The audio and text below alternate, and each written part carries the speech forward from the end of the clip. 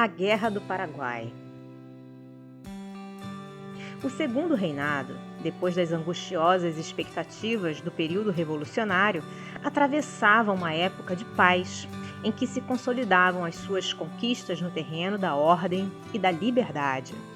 Dom Pedro II, à medida que ia ampliando o patrimônio das suas experiências em contato com a vida e com os homens, amadurecia, cada vez mais, as belas qualidades do seu coração e da sua inteligência.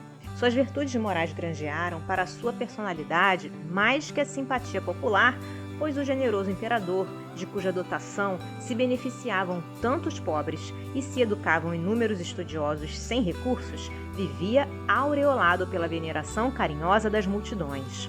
Dado à arte e à filosofia, sua notoriedade, nesse sentido, alcançou os próprios ambientes da cultura europeia, onde seu nome se impunha à admiração de todos os pensadores do século.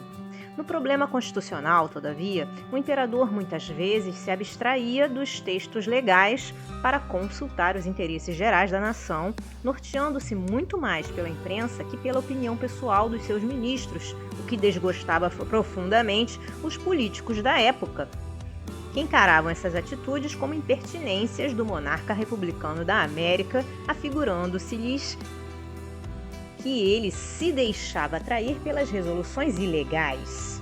A verdade, contudo, é que o Brasil nunca atravessou um período de tamanha liberdade de opinião. Somente as nacionalidades de origem saxônia gozavam, a esse tempo, no planeta, da mesma independência e das mesmas liberdades públicas.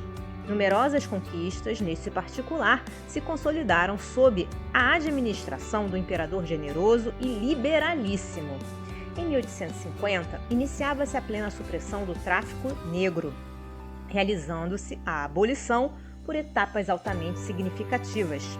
Em 1843, Dom Pedro II desposara Dona Teresa Cristina Maria, princesa das Duas Sicílias, que viria partilhar com ele, no Sagrado Instituto da Família, da mesma abnegação e amor pelo bem do Brasil.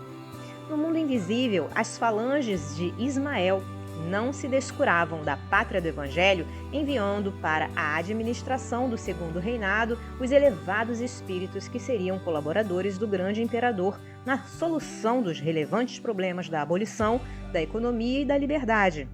Foi assim que, naquela época de organização da pátria, apareceram homens e artistas extraordinários, como Rio Branco e Mauá, Castro Alves e Pedro Américo, que vinham com elevada missão ideológica nos quadros da evolução política e social da pátria do Cruzeiro.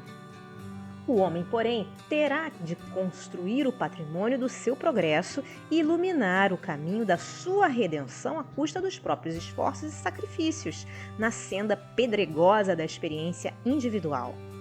Ora, em meio dessas lutas, o poder moderador da coroa não conseguiu eliminar certo fundo de vaidade que se foi estratificando na alma nacional, fazendo-lhe sentir a sua supremacia sobre as demais nações americanas do Sul. Dentro dessas ideias perigosas da vaidade coletiva, sentia-se o Brasil erradamente com o direito de interferir nos negócios dos estados vizinhos em benefício dos nossos interesses. É verdade que os países de colonização espanhola sempre tratavam o Brasil com mal disfarçada hostilidade, desejando reviver no Novo Mundo os antagonismos raciais da velha península.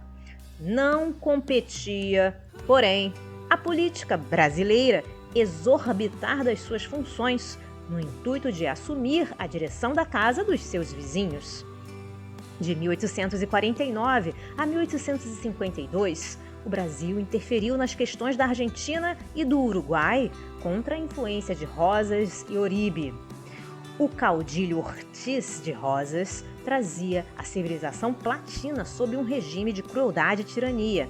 Diversas vezes provocara o Brasil com o seu ânimo despótico, que chegou a fazer, no Prata, mais de 20 mil vítimas e, irrefletidamente, o Império prestigiou a Urquiza, outro caudilho que governava Entre Rios, a fim de eliminar o tirano.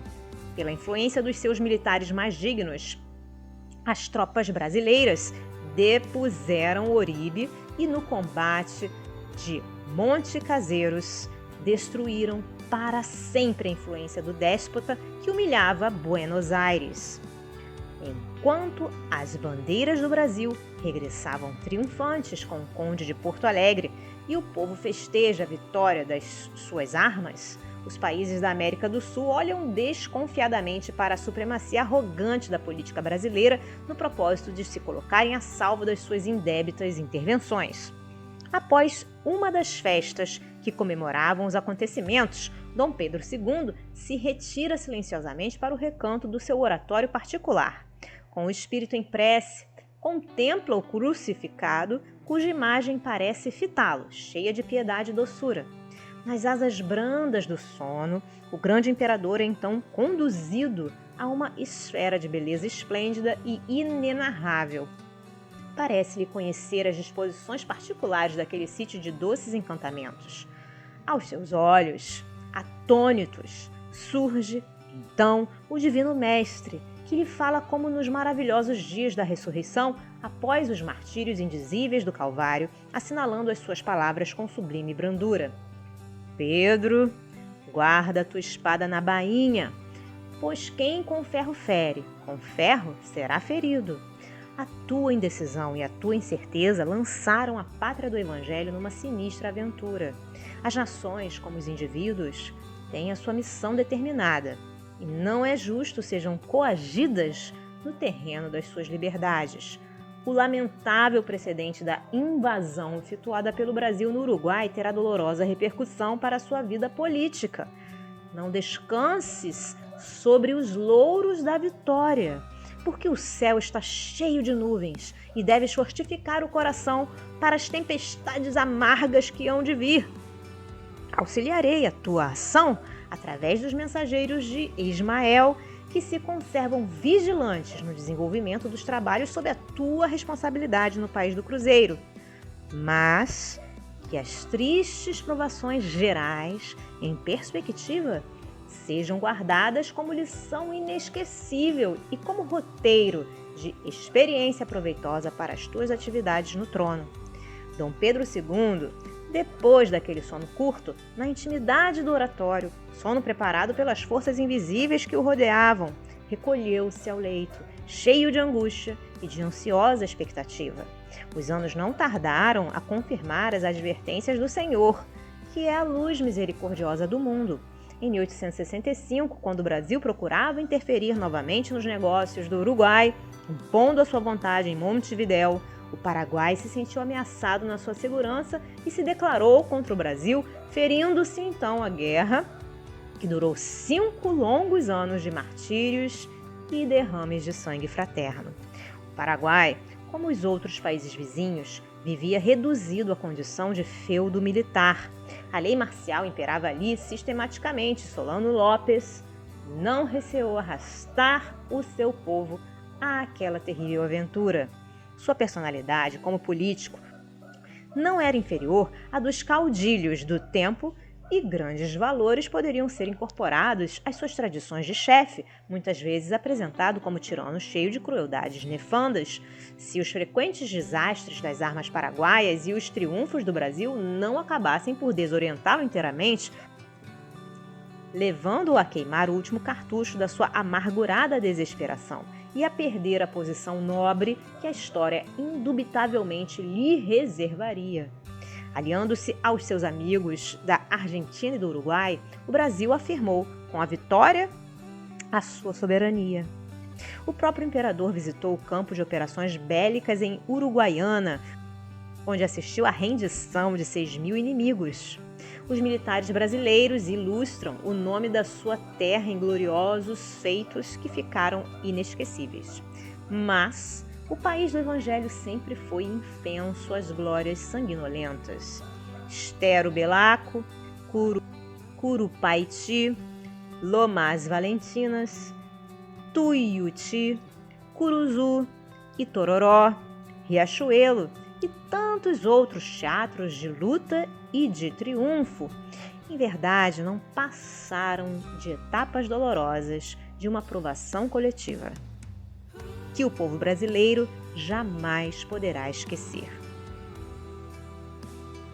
A realidade, entretanto, é que o Brasil retirou desse patrimônio de experiências os mais altos benefícios para a sua política externa e para a sua vida organizada, sem exigir um vintém dos proventos de suas vitórias. A diplomacia brasileira encarou de mais perto o arbítrio inviolável dos países vizinhos e uma nova tradição de respeito consolidou-se na administração da Terra do Cruzeiro. Nunca mais o Brasil praticou uma intervenção indevida, trazendo em testemunho da nossa afirmativa a primorosa organização da nacionalidade argentina que, apesar da inferioridade da sua posição territorial comparada com a extensão do Brasil, é hoje um dos países mais prósperos e um dos núcleos mais importantes da civilização americana em face do mundo. Se você gostou desta obra, colabore com a divulgação dos ensinamentos trazidos pelos benfeitores do plano espiritual. Adquira um bom livro espírita e ofereça-o de presente a alguém que ama. O livro espírita, além de divulgar os ensinamentos filosóficos, morais e científicos dos espíritos evoluídos, também auxilia no custeio de inúmeras obras de assistência social, escolas para crianças e jovens carentes, etc. As obras espíritas nunca sustentam financeiramente os seus escritores. Estes são abnegados trabalhadores na seara de Jesus, em busca constante da paz no reino de Deus. Adaptação do texto do Espírito Irmão W. Porque nós somos cooperadores de Deus. Paulo, Primeira Epístola aos Coríntios, capítulo 3, versículo 9.